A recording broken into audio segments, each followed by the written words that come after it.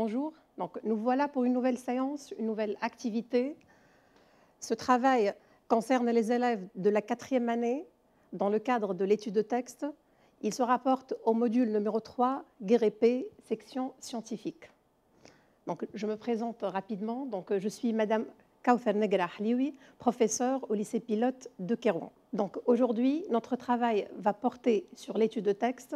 Comment répondre à une question de compréhension portant sur les procédés d'écriture. Donc, je tiens à préciser que ce travail ne va pas porter sur l'étude de texte dans son intégralité, mais donc, il va être focalisé sur une question principale qui est répondre à une question de compréhension portant sur les procédés d'écriture.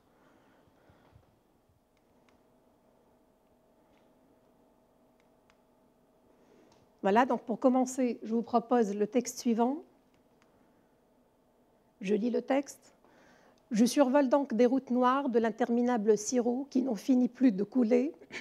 On évacue, dit-on, les populations. Ce n'est déjà plus vrai, elles s'évacuent d'elles-mêmes. Où vont-ils? Ils ne le savent pas. Ils marchent vers des escales fantômes, car à peine cette caravane aborde-t-elle une oasis que déjà il n'est plus d'oasis. Chaque oasis craque à son tour et à son tour se déverse dans la caravane. Et si la caravane aborde un vrai village qui fait semblant de vivre encore, elle en épuise dès le premier soir toute la substance, elle le nettoie comme les vers nettoient un os. Donc le texte est écrit par Antoine de Saint-Exupéry, extrait de son livre Pilote de guerre 1942. Donc après le texte, voilà, donc on vous propose 2 questions. Bien sûr, les questions vont porter sur les procédés d'écriture. La première question, au début du texte, l'auteur décrit un exode massif des populations fuyant la guerre.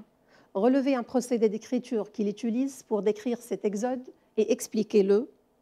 La deuxième question, identifiez une conséquence de cet exode et relevez un procédé d'écriture qui en rend compte, puis expliquez son effet. Mais avant de commencer à répondre à ces questions de compréhension portant sur les procédés d'écriture, comprenons ensemble le texte. Donc, je vous pose la question suivante. Où se trouve le narrateur au moment où il décrit cette scène? Justifiez votre réponse. Donc, ici, le texte commence par « Je survole donc des routes noires ». Donc, survole. Ici, le narrateur présente la scène vue d'en haut. Le narrateur décrit la scène depuis le ciel. C'est une vision d'en haut. Je survole. Et aussi, on a un autre indice, c'est le titre du livre « Pilote de guerre ». Que voit-il d'en haut? Il voit des files de gens en train de marcher. Voilà, donc cette photo illustre bien des files de gens en train de marcher. La cause, bien sûr, c'est la guerre. C'est pour fuir la guerre. Retournons à la question numéro 1. Donc, on reprend la première question. Au début du texte, l'auteur décrit un exode massif des populations fuyant la guerre. Donc, on remarque ici que la question commence par « au début du texte ». Donc, cela nous amène à penser que le procédé qu'on va par la suite relever concerne cette partie du texte, c'est-à-dire le début. L'auteur décrit un exode massif des populations fuyant la guerre. Donc ici, on s'arrête sur l'expression « un exode massif ». Qu'est-ce qu'un exode massif? Un exode massif des populations, donc c'est un départ collectif, désertion d'un lieu pour aller vers un autre lieu, mouvement de fuite collective, etc. Bien sûr, ici, il s'agit d'un départ qui est forcé, un départ donc contraint, puisque ces gens-là donc fuient la guerre. L'auteur décrit, voilà, donc on a utilisé ici le verbe décrire. Que peut-on décrire? On peut décrire donc une scène, un objet, donc des personnes. Ici, donc, dans le texte, on décrit des populations en fuite. La consigne, relever un procédé d'écriture qu'il utilise pour décrire cet exode et expliquer-le. Donc ici, notre tâche consiste à relever tout d'abord un procédé d'écriture, donc en rapport avec la description. Puis, on va essayer de l'expliquer. Mais avant de faire ce travail, donc, si on se rappelle, qu'est-ce qu'un procédé d'écriture?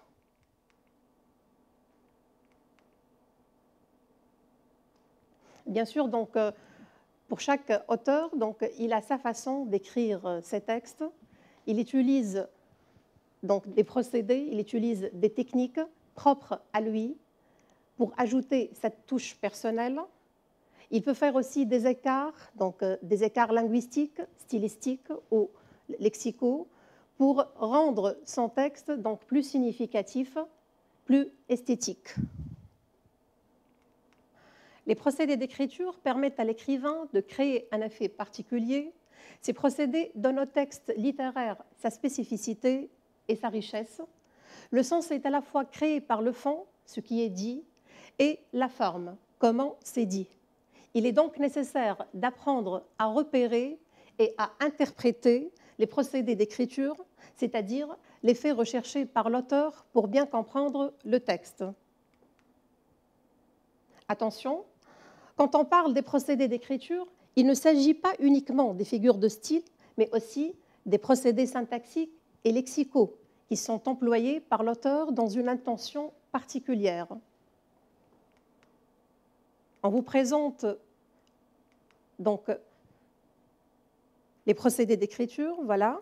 Donc on commence par la première catégorie, les procédés lexicaux, c'est-à-dire les procédés qui se rapportent au lexique. On prend comme exemple donc, le vocabulaire mélioratif ou bien appréciatif ou péjoratif, c'est-à-dire dépréciatif, le champ lexical. Bien sûr, lorsqu'il s'agit de relever un champ lexical, il faut le nommer. L'emploi d'un registre de langue particulier, familier, courant ou soutenu, sens propre ou figuré, emploi de synonymes, d'antonymes, etc. La deuxième catégorie, donc les procédés grammaticaux ou bien les procédés syntaxiques. Exemple, les types de phrases, emploi de tel mode ou de tel ton, forme de phrase neutre ou emphatique, affirmative ou négative, les relations logiques, cause, conséquence, but, etc. Bien sûr, ici, un procédé grammatical ne doit être mentionné que s'il est récurrent. La troisième et la dernière catégorie, les procédés stylistiques, la comparaison, la métaphore, la personnification. Donc ici, il s'agit donc de figures de l'analogie, l'hyperbole, la gradation, l'anaphore, l'énumération, la question oratoire, donc les figures d'insistance et de l'amplification. Il y a aussi les figures d'opposition, l'antithèse, l'oxymore, les figures de substitution aussi, la périphrase, l'antiphrase, etc. Après ce rappel, reprenons notre question. Je relis encore une fois la question. Au début du texte, l'auteur décrit un exode massif des populations fuyant la guerre. Relevez un procédé d'écriture qu'il utilise pour décrire cet exode et expliquez-le. Donc, je relis le premier paragraphe du texte. Je survole donc des routes noires de l'interminable sirop qui n'en finit plus de couler. On évacue, dit-on, les populations. Ce n'est déjà plus vrai, elles s'évacuent d'elles-mêmes. Donc, comme c'est indiqué dans la question, on doit relever les procédés d'écriture, les deux procédés d'écriture au début du texte. Je survole donc des routes noires de l'interminable sirop qui n'en finit plus de couler. On évacue, dit-on, les populations. Ce n'est déjà plus vrai, elles s'évacuent d'elles-mêmes. Donc ici, vous remarquez que le pilote fait la description des routes vues en haut. Donc on peut retenir comme expression des routes noires, l'interminable sirop qui n'en finit plus de couler,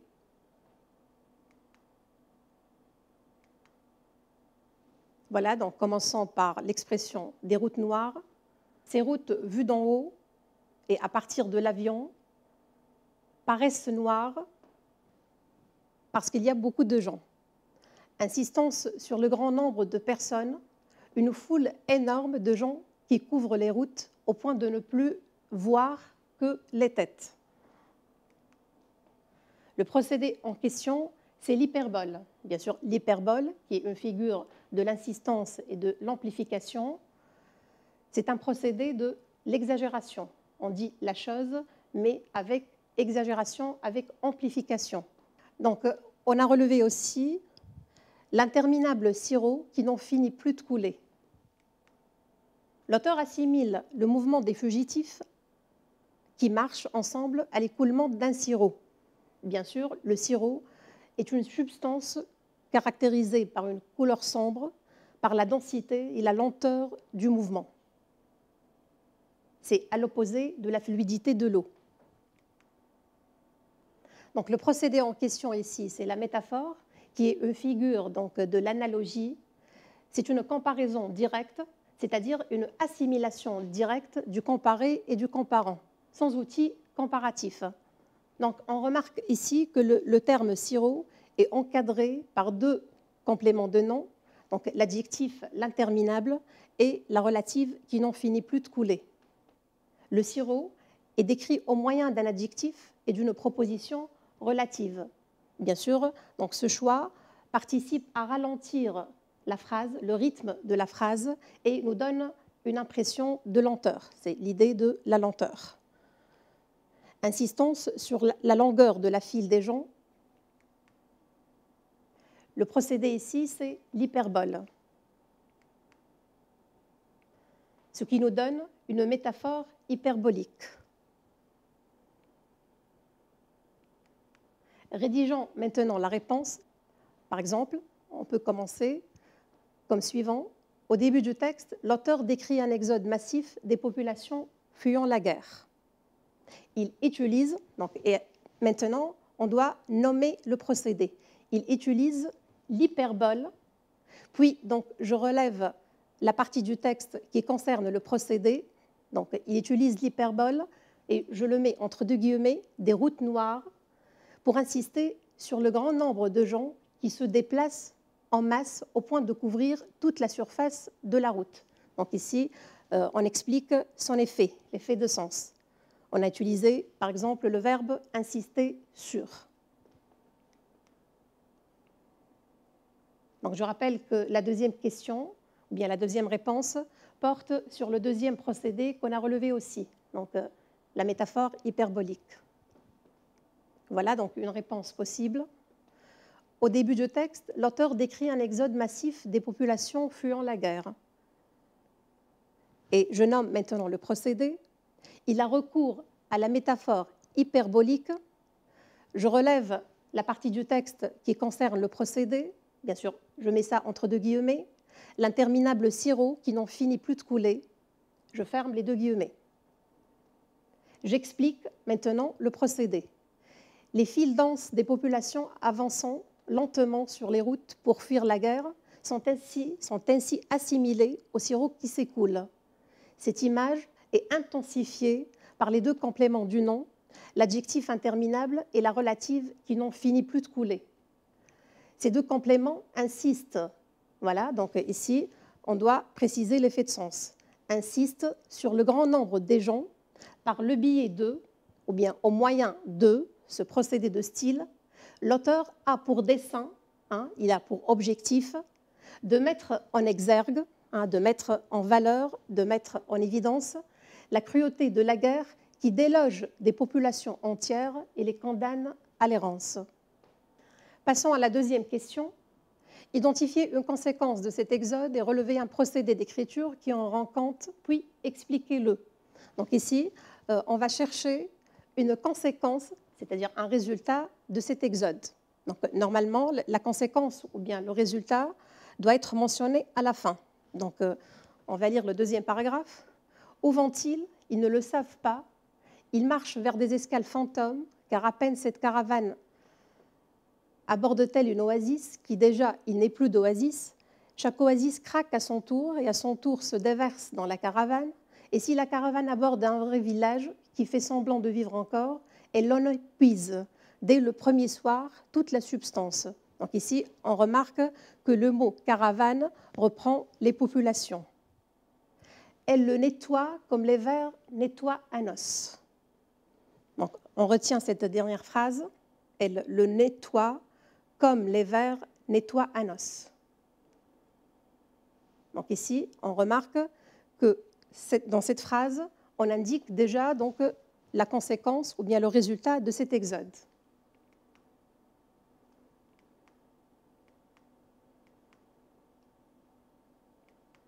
Donc, on relève cet élément de réponse. Elle le nettoie comme les vers nettoient Anos. La caravane est comparée à des vers et le village à l'os.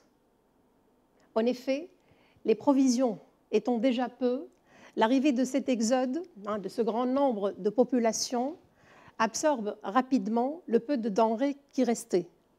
Les réfugiés, par leur nombre trop important, appauvrissent les villages et les vident. Donc, le procédé d'écriture en question, c'est la comparaison. Donc, la comparaison, c'est une figure de l'analogie qui consiste à rapprocher deux éléments par un outil comparatif. Donc, le comparé et le comparant. Par exemple, ici, le comparé, c'est la caravane, le comparé des vers. Ça, c'est un premier comparé. On a aussi un deuxième comparé, le village, et le comparant, c'est l'os.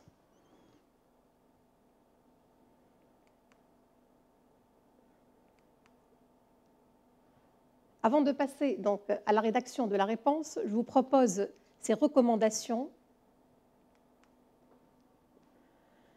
La réponse à la question de compréhension doit comporter le nom du procédé, l'exemple qui l'illustre, relevé dans le texte et mis entre deux guillemets, exemple ici, donc je cite le texte, les routes noires de l'interminable sirop, etc. Puis, donc, on doit préciser l'effet produit. Pour lier l'effet produit au procédé, on peut varier le vocabulaire et la construction. En voici quelques exemples.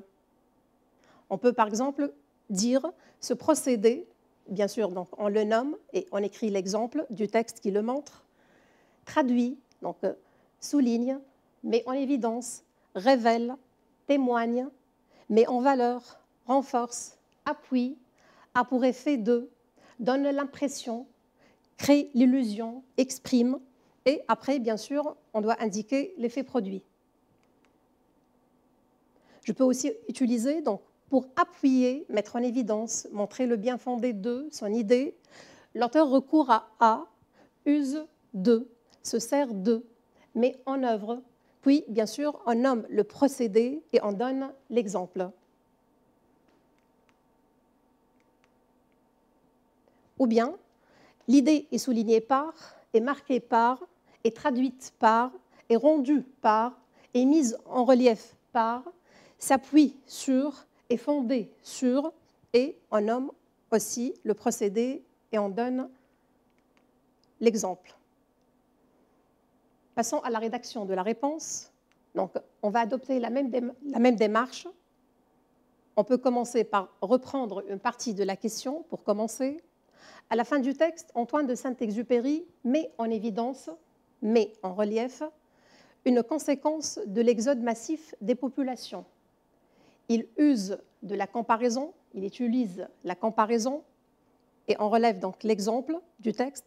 Elle le nettoie comme les vers nettoient un os. Ici, vous remarquez que l'outil qu'on a utilisé, c'est comme.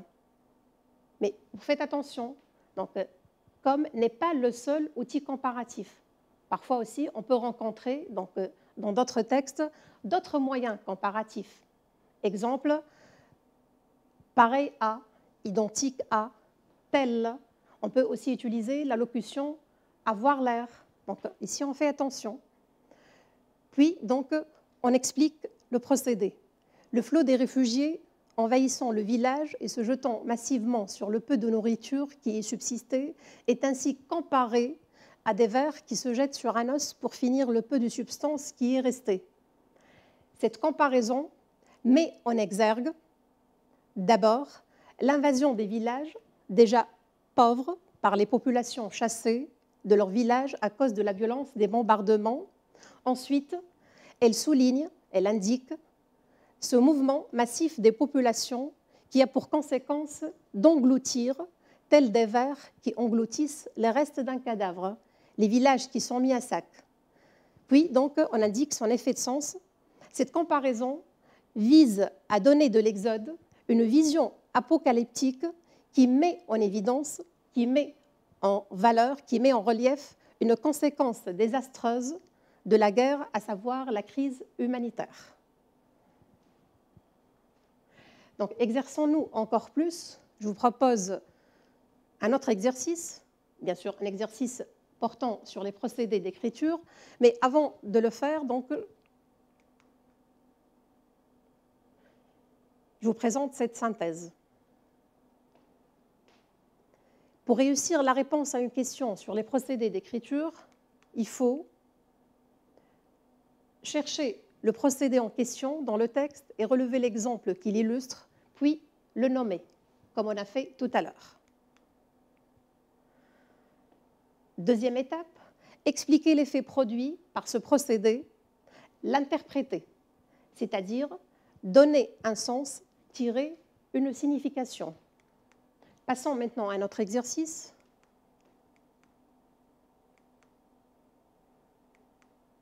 Je lis le texte support. On venait d'allumer la guerre entre nous et ceux d'en face, et à présent ça brûlait, comme le courant entre les deux charbons dans la lampe à arc.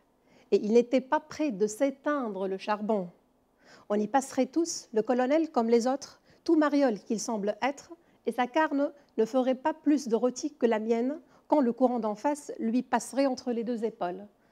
Le texte est écrit par Louis-Ferdinand Céline, extrait de son livre « Voyage au bout de la nuit ». Question, bien sûr, la question va porter sur un procédé d'écriture. Dans cet extrait, Céline dénonce la violence de la guerre. Relever et expliquer un procédé d'écriture qui en rend compte. Donc ici, le narrateur vient d'annoncer le déclenchement de la guerre. On venait d'allumer la guerre entre nous et ceux d'en face, c'est-à-dire entre eux et les adversaires. Donc le procédé ici qu'on va relever est en rapport avec l'idée de la violence de la guerre. On venait d'allumer la guerre entre nous et ceux d'en face, et à présent, ça brûlait comme le courant entre les deux charbons dans la lampe à arc. Voilà donc une photo représentative de la lampe à arc. Et dans l'autre image aussi, on voit un arc électrique entre deux charbons. Donc ici, on remarque la présence d'une comparaison. Et à présent, ça brûlait comme le courant entre les deux charbons dans la lampe à arc. L'outil utilisé comme.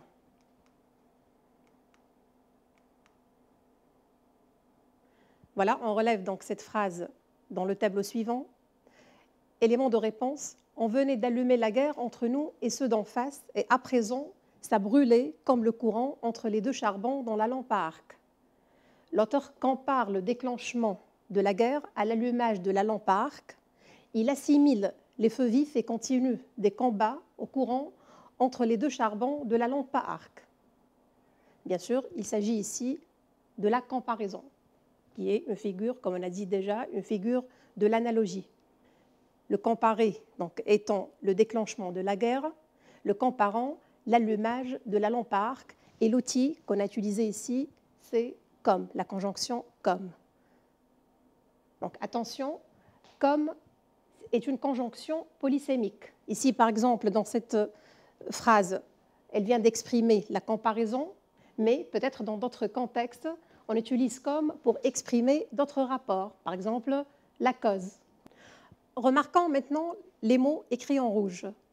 Allumer, brûler, le courant, charbon, la lampe à arc, rôti et, encore une fois, le courant. Donc ici, on remarque que ces termes appartiennent à un même champ lexical qui est le champ lexical du feu.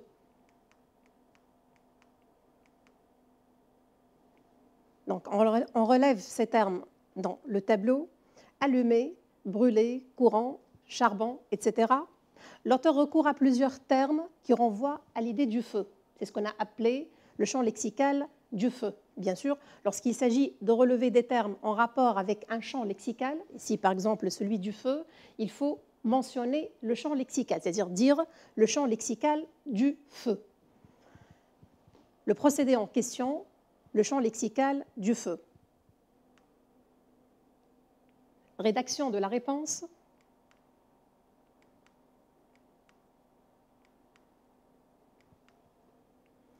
Donc, même démarche. Dans cet extrait, Céline dénonce la violence de la guerre par le biais de, au moyen de, la comparaison, puis on relève l'exemple tiré du texte. On venait d'allumer la guerre entre nous et ceux d'en face, et à présent ça brûlait, comme le courant entre les deux charbons dans la lampe à arc. Bien sûr, on doit le mettre entre deux guillemets. Puis on l'explique. Il compare ainsi le déclenchement de la guerre à l'allumage de la lampe à arc et assimile les feux vifs et continus des combats au courant entre les deux charbons de la lampe. Il souligne donc la violence des combats en montrant leur aspect incessant. En effet, j'indique l'effet de sens, en effet, le narrateur affirme bien par cette comparaison que l'échange des projectiles entre les deux armées est tellement intense que l'on voit un arc incandescent reliant les deux parties. Et comme on a travaillé sur deux questions portant sur les procédés d'écriture, on peut aussi donc répondre comme suivant. Dans cet extrait, Céline dénonce la violence de la guerre par le biais du champ lexical du feu. En effet, on relève les termes suivants: allumer, brûler, courant, charbon, etc. Bien sûr, on met chaque terme entre deux guillemets, qui renvoie à l'idée du feu. La guerre est ainsi présentée comme un énorme feu, voire un enfer terrestre, où les êtres humains ne sont plus que de la chair qui brûle.